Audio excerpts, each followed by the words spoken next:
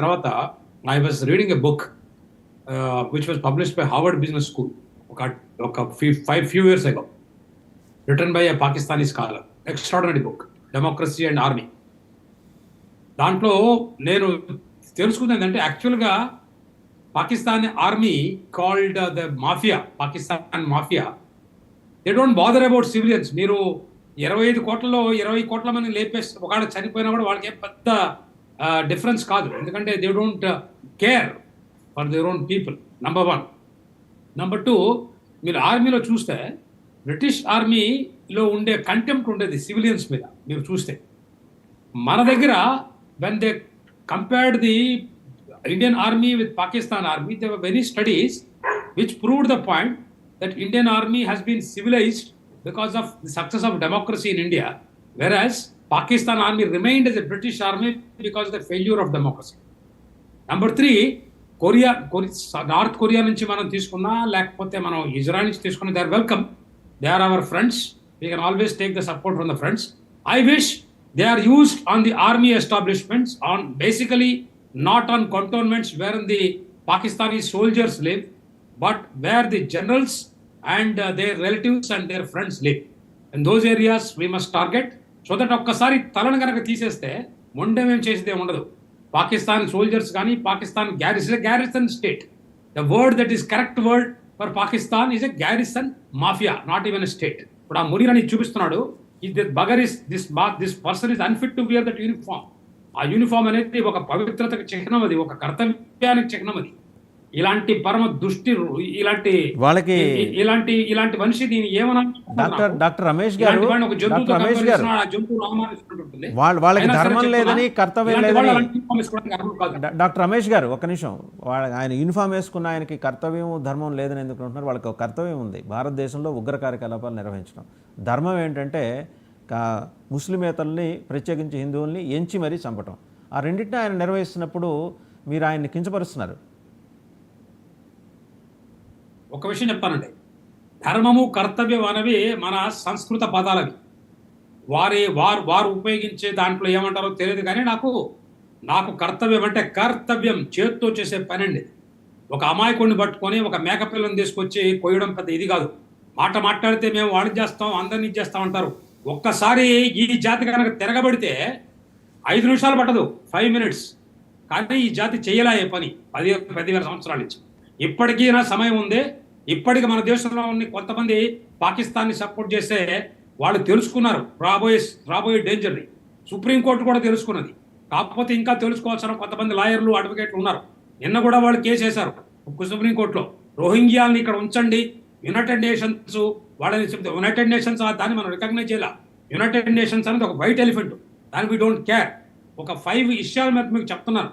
ఈ పహల్గాం వల్ల మనం తెలుసుకోగలండి. ఒకటి విషయం ఏంటంటే, ఫస్ట్ విషయము, మనం మన సంసిద్ధతో మనం పోరాడుతున్నాం. మనకు మిత్రుడు ఉంటే వెల్కమ్, మిత్రుడు లేకపోయినా పర్వాలా.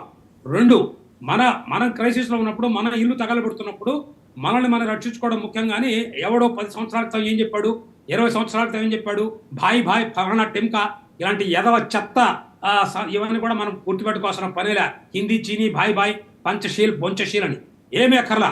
3వది, ముందు ఇల్లు తగలబెడుతుండే మనం దాచుకోవాలి. 3వ విషయం, మనది న్యూక్లియర్ డాక్టర్ ఉన్న స్టేట్. ఏందా న్యూక్లియర్ డాక్టర్ ఉంది? మనం నాన్ న్యూక్లియర్ స్టేట్ మీద మనం న్యూక్లియర్ వెపన్స్ను ఉపయోగించము, కానీ న్యూక్లియర్ స్టేట్ మీద మనం న్యూక్లియర్ వెపన్స్ ఉపయోగిస్తాము. ఫస్ట్ స్ట్రైక్ అని మనకేమైనా రిస్ట్రిక్ట్స్ పెట్టుకున్నాము. ఒకవేళ వాళ్ళు కనుక దానికి తెగబడితే ఆ ఫస్ట్ స్ట్రైక్ అనేది కూడా మనం పెట్టుకున్నానేమో. మనం ఎవరికి కాంట్రాక్ట్ రాయలా, మనం ఎవరికి చెప్పలా, నేను చేయకపోతే నన్ను ఉరి తీయండి అని. మన ఇష్టం అది. మనం ఇవి చేస్తాం. వాడు బాంబులు వేసే ముందే వాడి దేశంలోనే పోయి వాడి ఆర్థిక జనాభా వాడే సర్వనాశనం చేస్తాం. మనకు ఆ కెపాసిటీ ఉంది, నేను నమ్ముతున్నా. 4వ విషయం ఏంటంటే, ఇది వాక్ఫ్ బోర్డు అని దీని గురించి దేశంలో ఉన్నటువంటి 1.5 ఉందే, అంటే చైనాకి పాకిస్తాన్ కంటే కూడా చాలా డేంజరస్ వాళ్ళు మన దేశంలో ఉన్నారు. వాళ్ళు పరాయి పొరుగు దేశాలకు సపోర్ట్ తొత్తులు. చైనీస్ చైర్మన్ అనే కొంతమంది తొత్తులు అయితే ఈరోజు మళ్ళీ భాయ్ అనుకోవడం, అది ఎందుకులే, యుద్ధం ఎందుకులే, హిందువులు చచ్చిపోతే ఏముందిలే, 140 కోట్ల హిందువులు అయితే 100 కోట్లు చచ్చిపోలే, మనం జిన్నా అనే వ్యక్తిని మనం అడవి నిలబడదాంలే, ఔరంగజేబు 2 జిల్లాలు పెడదామని కొంతమంది ఉన్నారు. ఇంకా వాళ్ళని ఏమనిస్తాం మనం? ఇప్పటికి జాతి మేలుకుంది. వాళ్ళకి సరైన మార్గం చూపిస్తున్నది. 5వ విషయం, ఎంతకాలం ఛాలెంజ్ చేశారో మా ఓపికని పరీక్షించారు. ఇక ఓపిక పిలిచే ఉపయోగం లేదు. ఎవడన్నా నా భారత మాత మీద, నా దేశం మీద, నా దేశ ప్రజల మీద ఇష్టం వచ్చినట్టు మాట్లాడితే వాళ్ళకి అర్థమయ్యే భాషలోనే, వాళ్ళకి అర్థమయ్యే విధంగానే చెప్తారు. లాస్ట్ విషయం, మాననీయ ప్రధానమంత్రి గారు, గౌరవనీయుడు నా ప్రధానమంత్రి ఆయన, I'm proud of all my prime ministers, every respect of anyone. Narasimha Rao గారైనా, ఇంకొకరైనా మాననీయ ప్రధానమంత్రి గారు ఒక మాట అన్నారు, లక్ష్య బడా హే సమయ కమ్ హే అన్నారు. ఆయన చెప్పిన మాట ఈ రోజున ప్రపంచంలో అన్ని దేశాలు, ఒక హఫీజ్ సయీ లాంటి గజ్జ కుక్క వాడు అరిస్తే అంతా, వాడి బోతికంత వాడిని ఆ పాకిస్తాన్ ఆర్మీ అనే ఒక గ్యారిసన్ వాడు ప్రొటెక్ట్ చేస్తున్నారు. లేకపోతే కుంటి ఎదవాడు, కుంటి ఎదవ వాడు పట్టుకొని గారి నిలబెట్టాడు. వాడు ఆ కుక్కలాగా అరిస్తే భయపడతాం అక్కడ. వాడి బతుకులతో ఈ చేతులతో ఎంతో మందిని లేపాం. వాడిని లేపడం పెద్ద కష్టం కాదు, చెప్తున్నాం మనం. అది గుర్తుపెట్టుకోవాలి అందరూ. రవికుమార్ గారు, సో డాక్టర్ బిఎన్ రమేష్ గారు, ఫార్మర్ డీజీపీ, ఆయన ఇందాక మీకు చెప్పాను 4 ఏళ్ళు ఆయన ఐజీ కెపాసిటీలో జమ్మూ కాశ్మీర్లో యాంటీ టెర్రరిస్ట్ ఆపరేషన్స్లో ఉన్నారు. ఒక 21 సార్లు దాడులు తప్పించుకున్నారు ఆయన. అంటే ఆ దాడుల్లో భాగంగా, అంటే డైరెక్ట్ 15 మందిని లేపేశాం సార్, అది కూడా చెప్పండి. 15 మంది చెప్పండి. 21 సార్లు ఎస్కేప్ అయ్యారు. 15 మంది హతం చేశారు. 15 మంది టెర్రరిస్టులను హతం చేశారు ఆయన. అంటే అంత స్ట్రాంగ్ విల్ ఉన్నాయి ఆయన. ఉంటే అక్కడ ఉండే గవర్నమెంట్ మన మీద ఎఫ్ఐఆర్లు పెట్టేది. ఏ ఫాల్స్ ఎన్కౌంటర్లు కాదు ఇవి. 15 మందిని లేపాం. అట్లనే 600 మంది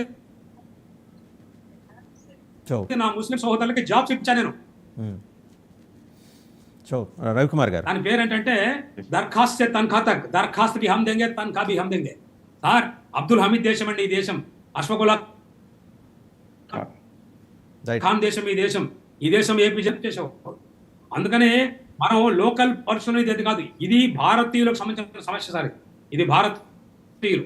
ఎందుకంటే ఉగ్రవాదులు దాడి చేసిన ప్రతిసారి మీరు 9/26/11 దాడులు కూడా మీరు చూస్తే చాలా మంది అక్కడ చనిపోయిన వాళ్ళు అన్ని సామాజిక వర్గాల వాళ్ళు ఉన్నారు. మరొక విషయం చెప్తాను మీకు ముందు, వారికి రెస్పాన్స్ తీసుకునే ముందు. రాఫెల్ ఎయిర్పోర్ట్ చూపించి, రాఫెల్ ఎయిర్ని ప్లేన్ చూపించి ఒక ఆయన దానికి నిమ్మకాయలు అవి కట్టి, ఎవరో ఒక